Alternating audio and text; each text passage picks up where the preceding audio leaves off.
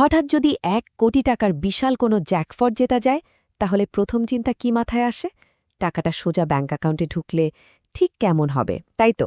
আজকের এই এক্সপ্লেনারে আমরা একেবারে গভীরে গিয়ে দেখব এই 1 কোটি টাকার লটারির অঙ্কের পেছনের আসল সত্যিটা আসলে কি। চারিদিকে একটা খুব সাধারণ ধারণা প্রচলিত আছে। অনেকেই ভাবেন 1 কোটি টাকা জিতলে সেখান থেকে ফ্ল্যাট 30% ট্যাক্স কাটা হবে আর বাকি 70 লক্ষ টাকা সোজা অ্যাকাউন্টে চলে আসবে। কিন্তু বাস্তবে চিত্রটা একেবারে আলাদা। আসল পেআউট হল মাত্র 65.87 লক্ষ টাকা। তো এই বাকি টাকাটা মাঝখান থেকে কোথায় হাওয়া হয়ে যায়?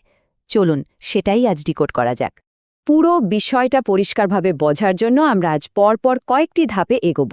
প্রথমে 70 লক্ষর ভ্রান্ত ধারণা, এরপর কিভাবে ট্যাক্স বিল তৈরি হয়, লুকানো টিডিএস বা টিডিএস ঘাটতির ফাঁদ, আইনি সুরক্ষা, কিছু সাধারণ ভুল ধারণা এবং শেষে সঠিক পরিকল্পনা।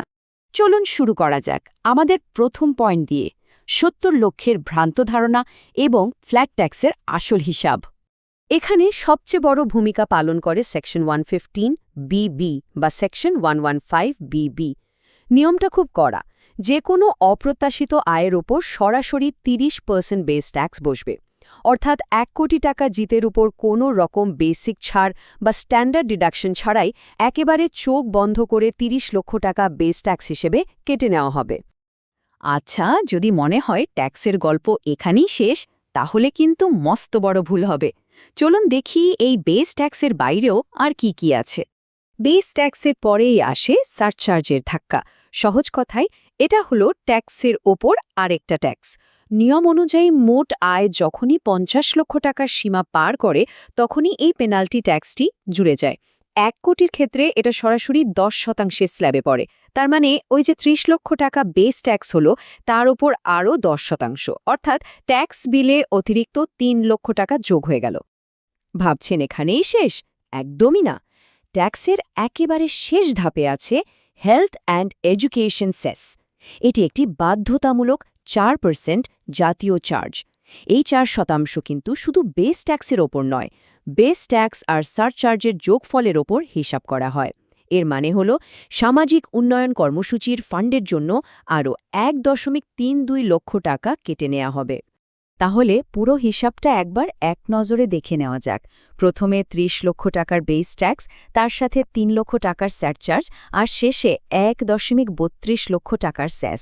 সব মিলিয়ে সরকারকে বৈধবাদে মেটাতে হবে ঠিক 34.32 লক্ষ টাকা। অর্থাৎ 1 কোটি টাকার বিশাল জ্যাকপট থেকে হাতে আসা প্রকৃত পেআউট দাঁড়াবে মাত্র 65.68 লক্ষ টাকায়। এবার আমরা এমন একটা বিষয় নিয়ে কথা বলবো যা নিয়ে সবচেয়ে বেশি বিভ্রান্তি ছড়ায়, লুকানো টিডিএস ঘাটতি বা বলা যায় 68.8 লক্ষ টাকার ফাঁদ। অনেক সময় দেখা যায় বিজয়ীর অ্যাকাউন্টে শুরুতে 68.8 লক্ষ টাকা ঢুকেছে। এটা দেখে অনেকেই আনন্দে আত্মহারা হয়ে যান। কিন্তু এর পেছনের কারণটা হলো লটারি ডিস্ট্রিবিউটাররা উৎস থেকে শুধুমাত্র 31.2% টিডিএস কাটেন। এই টাকা দিয়ে বেস ট্যাক্স আর সেস কাভার হয়ে যায় ঠিকই, কিন্তু সারচার্জের অংশটা সম্পূর্ণভাবে বাদ থেকে যায়। আর ঠিক এই জায়গাতেই আসল বিপদ লুকিয়ে আছে। সারচার্জ বাদ পড়ার কারণে 3.12 লক্ষ টাকার একটা বিশাল ঘাটতি তৈরি হয়। টিকিট বিজয়ীরা হয়তো টেরও পান না যে তারা ইতিমধ্যে গোপনে সরকারের কাছে এই বিশাল অঙ্কের টাকার ঋণী হয়ে বসে আছেন।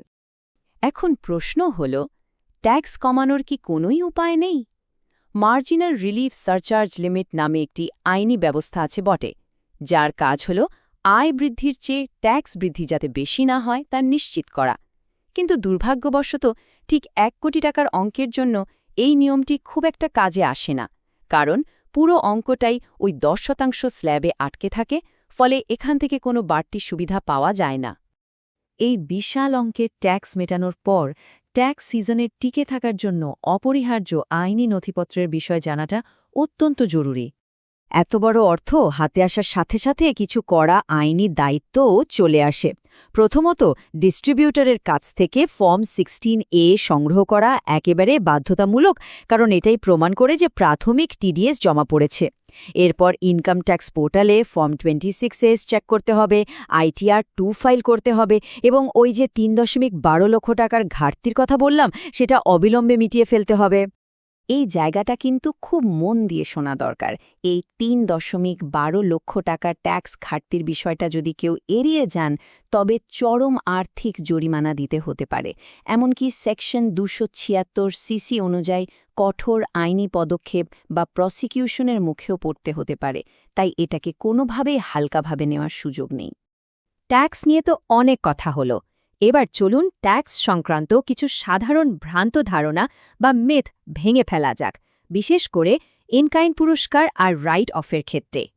বাজারে একটা জোর গুজব ঘোরে যে লটারির টাকা দিয়ে প্রপার্টি বা সম্পত্তি কিনে ফেললে নাকি ট্যাক্স কমানো যায়, কিন্তু বাস্তবটা হলো সেকশন 58(4) পরিষ্কারভাবে বলছে জয়ের টাকার বিপরীতে কোনো রকম ব্যবসায়িক ক্ষতি বা খরচ দেখিয়ে ট্যাক্স কমানো সম্পূর্ণ বেআইনি।